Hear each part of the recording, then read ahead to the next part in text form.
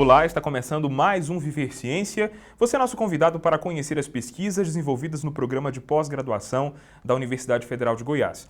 A cachaça está no topo da lista de bebidas tipicamente brasileiras. Seu processo de produção é objeto de estudo da pesquisa coordenada pelo Márcio Cagliari, que é professor do setor de Engenharia de Alimentos da Escola de Agronomia da UFG. Ele está aqui no estúdio para falar sobre a pesquisa junto com Cláudio Fernandes Cardoso, que também é integrante do estudo e professor da mesma área. Sejam bem-vindos.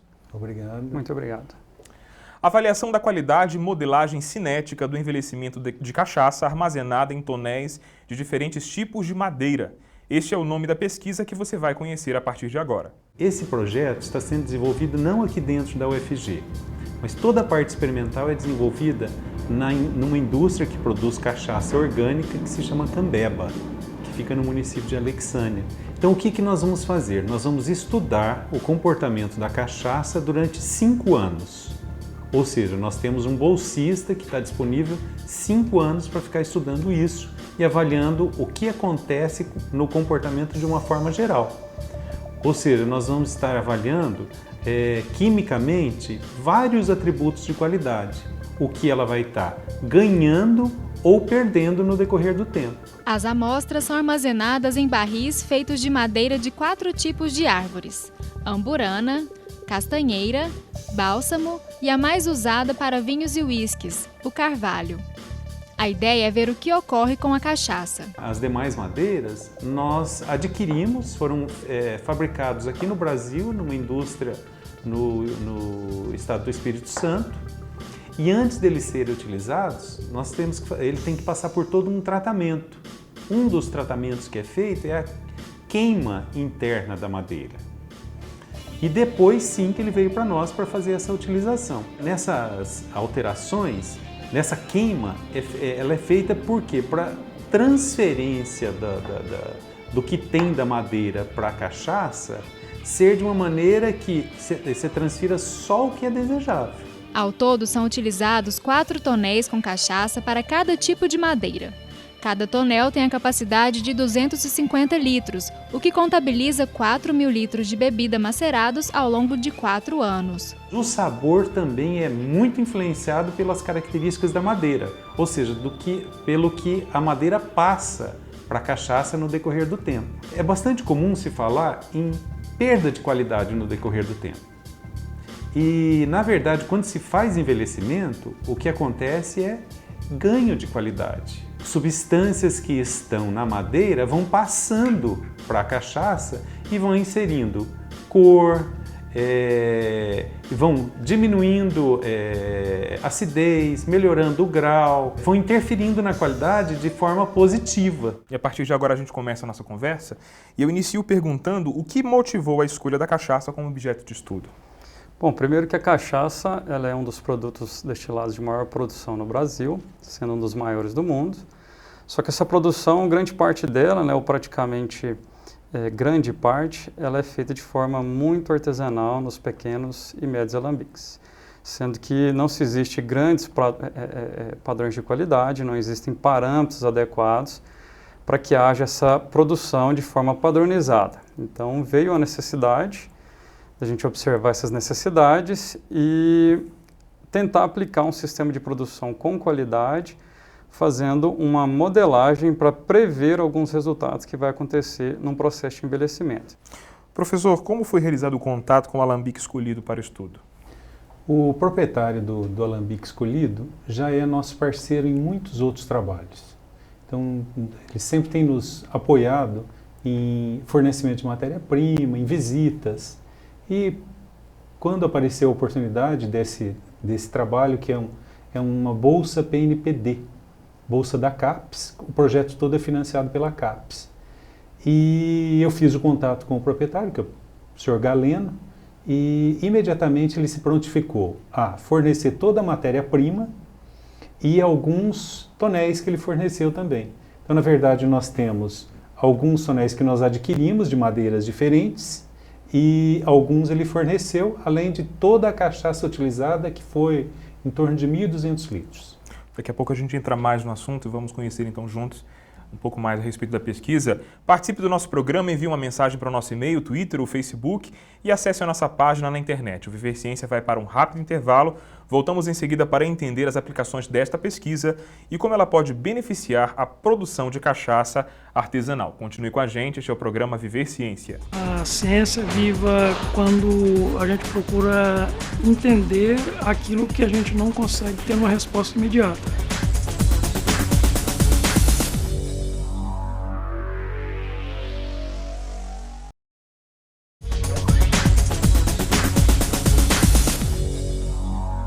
O Viver Ciência está de volta com a presença dos doutores em Tecnologia de Alimentos, Márcio Cagliari e Cláudio Fernandes Cardoso. Estamos falando de um estudo da UFG que tem o objetivo de conhecer e modelar as alterações ocorridas no processo de envelhecimento da cachaça por meio de um estudo de caso. Quer saber como é feita a cachaça? Acompanhe na reportagem. A produção de cachaça ela acontece desde o plantio, porque lá é que está o principal da cachaça boa. Se você tiver uma boa matéria-prima, que é a cana, você vai ter um resultado muito bom, que é a cachaça. Essa cana ela tem que estar limpa, não pode ter broca, não pode ter nenhum inseto que danifique a cana, para que haja uma boa fermentação. O sistema de envelhecimento de cachaça desenvolvido pelo Alambique em parceria com a UFG é pioneiro no Brasil.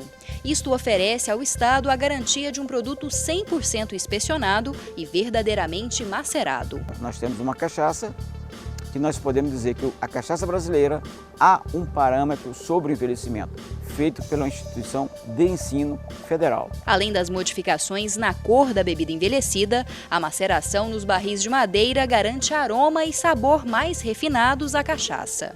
A bebida popular ganha um toque leve de sofisticação, mas sem perder a característica originalmente brasileira. Toda bebida nobre, ela é envelhecida. Se você pegar hoje um bom conhaque, antes de ir para o consumidor, ele é envelhecido em barril de carvalho. O mesmo acontece com o uísque, que também há o envelhecimento. Com o pisco, também há o envelhecimento. Então, há uma necessidade de se aprimorar o lado sensorial do consumo da cachaça. E a gente continua com a nossa conversa. Cláudio, quais foram os tipos de madeira utilizados nos tonéis avaliados pela pesquisa? Os tonéis que nós utilizamos são provenientes de 4 madeiras. Nós temos a amburana, o carvalho, o bálsamo e a castanheira. Sendo que desses 4 tipos de madeiras, nós temos 4 repetições para cada tipo de madeira, ou seja, 4 barris de amburana, mais 4 de carvalho, 4 de castanheira e mais 4 barris de bálsamo, totalizando uma quantidade de 16 barris para todo o nosso estudo. A gente sabe que a pesquisa envolve riscos também, né? Quais são os riscos químicos envolvidos no processo de envelhecimento da cachaça? Como é que acontece esse processo, nesse sentido? Os riscos químicos existem. Na verdade, existe uma legislação brasileira que tem alguns limites para algumas substâncias que estão contidas na cachaça. No envelhecimento, existe uma transferência de alguns materiais da madeira para a cachaça. Então, existem algumas alterações. Hoje, uma das grandes preocupações com a cachaça estão relacionadas ao teor de cobre e a quantidade de carbamato de etila existente. Esses dois, acima da quantidade máxima, podem causar riscos à saúde. Além desses, existem os álcools superiores, as alterações, o pH, a acidez, que são características que devem estar dentro dos padrões desejáveis descritos na legislação. Como a pesquisa administra esses cuidados? Nós temos todas as análises de qualidade da cachaça são feitas mensais e aí todas essas características químicas são avaliadas mês a mês. Então, nós sabemos exatamente o que acontece no decorrer do tempo. A cada mês, nós sabemos qual a quantidade de álcools superiores, qual o pH, qual a acidez. Todos os atributos avaliados por nós são acompanhados mensalmente para ver se eles estão dentro do desejável pela legislação, do que é permitido para a legislação e o que está sendo incorporado, aumentando ou diminuindo no tempo. Doutor Cláudio, o que é carbamato de etila e o que pode provocar no ser humano? Bom, o carbamato de etila, ele é um composto carcinogênico, né? Isso já foi determinado há alguns anos em estudos verificados in vitro com ratos, em laboratório, e ele tem esse grande potencial de gerar, quem sabe, alguma mutação e de repente isso progredir para alguma célula cancerosa. Esse carbamato de etila, ele está presente nas bebidas destiladas, né? São várias vias de transformação ou várias vias que eles podem ser gerados. E dentre dessas vias que nós temos para a produção da cachaça, o que é mais comum, o que acredita-se que é mais comum, é a reação do próprio etanol com compostos nitrogenados, que esses compostos eles podem ser oriundos desde lá de uma adubação com ureia no canavial, ou até quando a dorna de fermentação é alimentada com ureia, que seria um meio de enriquecer e fazer com que as leveduras trabalhem de forma mais organizada, com mais força, para entregar um resultado maior nessa produção do álcool. Quando esse composto é formado, e ele vai ser formado, a gente tenta controlar nesse processo de fabricação que seja uma quantidade pequena, sendo que a legislação brasileira estabelece um valor máximo de 150 microgramas por litro, sendo que em alguns estudos científicos já realizados, a gente já conseguiu ver determinações de quantidade de até 5.997 microgramas por litro, uma quantidade extremamente exagerada e que com certeza, quando consumido, isso pode futuramente gerar um mal para o consumidor que esteja ingerindo esse destilado. Eu quero compartilhar essa pergunta com os dois, saber da opinião dos dois participantes. Em relação aos resultados obtidos, houve alguma surpresa nesse processo? Sim, na verdade, os resultados foram direcionando a algumas conclusões no processo. Uma surpresa para nós foi que, no envelhecimento, nós começamos a ver que alguns dos barris não eram de uma única madeira. Então, isso ficou perceptível porque a cor da cachaça durante o envelhecimento, e isso no caso de um tratamento, ela tinha uma tonalidade de uma tonalidade para 2 tonéis e para um terceiro tinha uma tonalidade totalmente diferente, que desviava da característica esperada para aquela madeira. Então essa já foi uma surpresa que nós percebemos que nas repetições, na verdade, não havia, um tonel não repetia aquela situação. Outra característica que nos chamou a atenção é que algumas madeiras, o grau alcoólico aumenta no decorrer do tempo. Potencializa esse grau, né? Esse grau alcoólico, ele começa com um grau alcoólico, todas começam com a mesma condição, e algumas madeiras ele começa a subir no decorrer do tempo. Outras, ele abaixa. Isso acontece com algumas outras análises também. Isso é importante porque é exatamente isso que nós queremos saber. Qual vai ser a característica dessas, o que ela incorpora e o que ela retira da cachaça no decorrer do tempo. Isso é cinética. Cinética é as variações no decorrer do tempo. E isso vai gerar uma equação que nós vamos poder sempre dizer, olha, com 2 meses, se nós colocarmos uma cachaça com essa característica nesta madeira, nós vamos ter ela com esta característica após 2, 4, 6, ou até o nosso estudo é de 4 anos ou até 4 anos. Eu quero saber da sua posição em relação a esses resultados também. Bom, eu compartilho da opinião do professor Márcio. Foi surpresa também para mim essa característica de se observar valores diferentes para os parâmetros analisados, para o mesmo tipo de madeira, porém para os barris diferenciados. Um fato que me chamou bastante atenção foi observar ao longo dos meses, de 12 meses especificamente, a gente pegar um ano inteiro, a variação desse teor do grau alcoólico em função das condições climáticas. Quando a gente pega um período que tem uma umidade bastante reduzida, bem baixa, o período de seca nosso praticamente, foi possível observar que a gente tinha uma concentração desse teor de grau alcoólico, porque acaba que a água evapora em maior quantidade do que o etanol. Já no período chuvoso nosso, onde a gente tem uma saturação de umidade, aconteceu o inverso. A gente teve uma mudança de densidade pela saída desse grau alcoólico para o meio ambiente e a permanência da água nos tonéis de envelhecimento. Uma característica também que me surpreendeu foi a parte sensorial, principalmente a coloração, que é nítido quando a gente coloca todas essas cachaças lado a lado, mês a mês, a gente consegue ver a evolução da cor. Essa evolução é uma tendência praticamente para todas para avermelhado ou caramelizado, né, que é o esperado para uma cachaça envelhecida, e também as características de sabor e de aroma principalmente, especialmente, na minha opinião, um aroma mais intensificado de madeira, que é para madeira de amburana. Ok, daqui a pouco a gente continua. Daqui a pouco no Viver Ciência, nossos entrevistados vão responder mais perguntas, desta vez com a participação de um interessado direto no assunto. Continue com a gente, este é o programa Viver Ciência, não sai daí.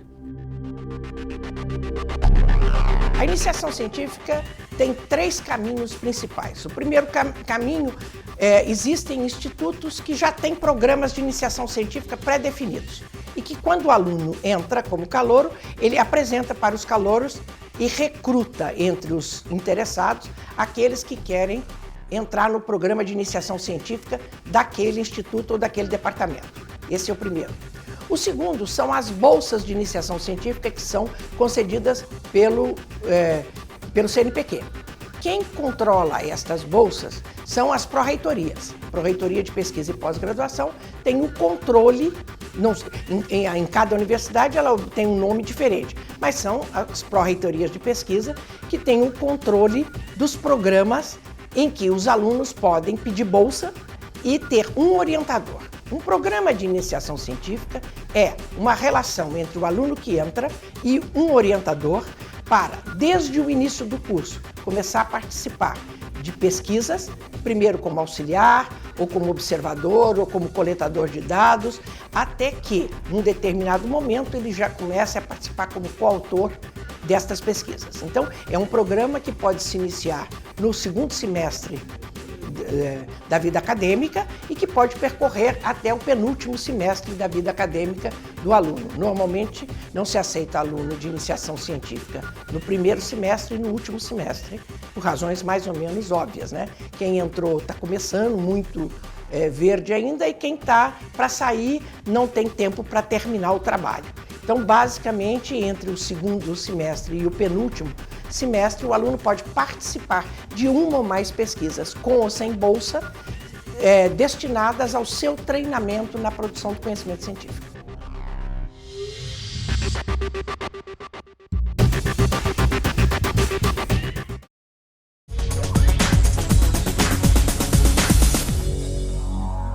Já estamos de volta falando sobre a pesquisa Avaliação da qualidade e modelagem cinética do envelhecimento de cachaça armazenada em tonéis de diferentes tipos de madeira.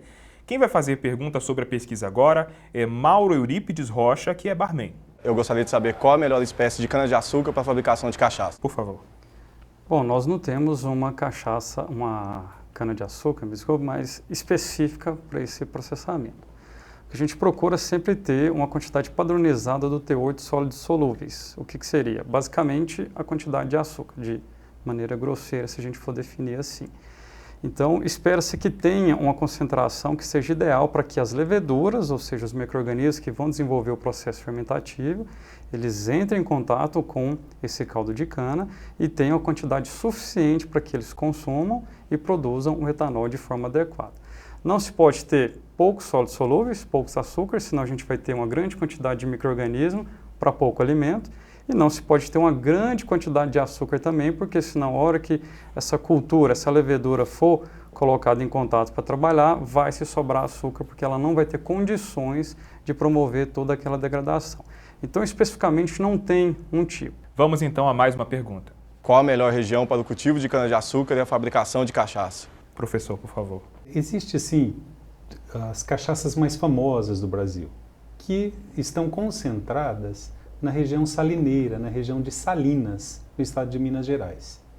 Então, é de lá que, quando se fala em cachaça com alto padrão ou cachaça que tenha boa qualidade, se fala nas cachaças que são oriundas da região de Salinas.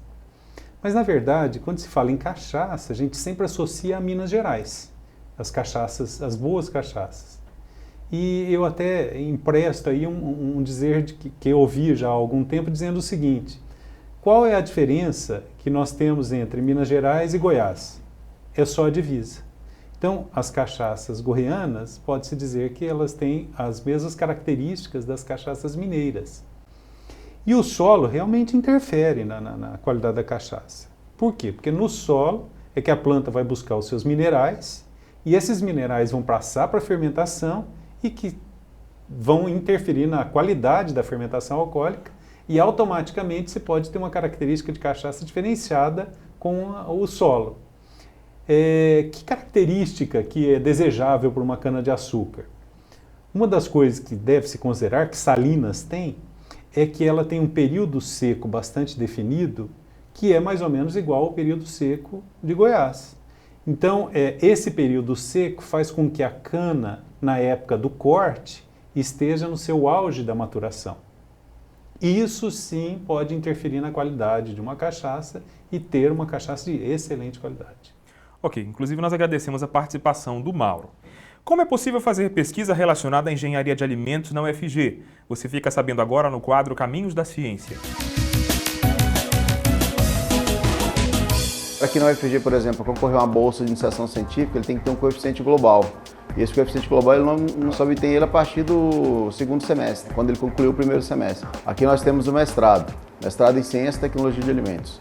É estrito sensu, né? O ano que vem, no próximo ano, a gente vai pleitear o doutorado. Aqui nós temos as linhas de pesquisa, aproveitamento de recursos naturais, caracterização física, química e nutricional de frutos do cerrado. Tem a parte de pós-colheita também. Tem também controle higiênico e sanitário dos alimentos. São essas linhas de pesquisas. Por exemplo, o controle higiênico e sanitário de alimentos geralmente trabalha com a parte de alimentos de origem animal. Já as demais, alimentos de origem vegetal. O aluno, para se inscrever no processo seletivo do mestrado em Ciência e Tecnologia de Alimentos, ele tem um edital que sai praticamente todo final de ano. Mas o processo seletivo é basicamente prova escrita, prova de conhecimento em inglês e análise de currículo e depois uma entrevista. Bem, eu quero agradecer a participação dos nossos entrevistados agora e abrir um espaço para considerações finais. Por favor, professor. O que é interessante chamar a atenção para esse estudo, que nós, a princípio, nós não tínhamos tradição de estudar cachaça na Universidade Federal de Goiás. Então, esse foi, na Universidade de Goiás, acredito que no estado de Goiás, foi o primeiro estudo, eu iniciei como aluna, na verdade, de mestrado, mas foi o primeiro estudo estudando envelhecimento de cachaça em Goiás, com uma característica diferente dos outros estudos que a gente encontra a nível de Brasil. Nós fizemos o estudo do envelhecimento para 4 anos. Normalmente, os outros relatos que se encontram publicados aí na literatura sempre são estudos para 1 ano de envelhecimento. Como esse projeto contemplava 5 anos de bolsa de pós-doutorado, então nesse projeto nós conseguimos fazer o envelhecimento e estudar durante 4 anos. Esse é o diferencial do projeto. Dr. Cláudio, obrigado pela participação. Eu agradeço a oportunidade de colocar o projeto à vista para a comunidade e concordo com essas considerações do professor Márcio e também acrescento que a população que vem buscar o consumo dessa cachaça passe a ter um pouco mais de cuidado, porque a gente tem observado algumas transformações que ocorrem ao passar do tempo, desse envelhecimento, sendo que algumas transformações, quando elas não são controladas, elas são totalmente indesejáveis, principalmente nos processos de fabricação dessa cachaça, né? É muito comum a pessoa observar um processo desse, achar que ele é muito fácil de ser feito, né? Tenta-se fazer isso em casa de forma bem caseira, de forma bem artesanal e acaba gerando compostos que são totalmente tóxicos e são um risco para a saúde humana, né? São os famosos perigos químicos que essa população que venha consumir esse tipo de produto precisa ter um pouco mais de cuidado. E tendo qualquer tipo de dúvida, o curso de Engenharia de Alimentos, nós aqui como integrantes desse projeto estamos à disposição na Escola de Agronomia, no setor de Engenharia de Alimentos, para que quem queira fazer algum contato, nós estamos inteiramente disponíveis para responder qualquer tipo de questionamento. Ok, muito obrigado. Este foi o Viver Ciência, uma promoção da Pró-Reitoria de Pesquisa e Pós-Graduação da UFG e uma realização da Fundação RTVE. Aqui mostramos que o conhecimento científico está ao nosso alcance. Continue acompanhando a programação da TV UFG e até a próxima semana com mais Viver Ciência.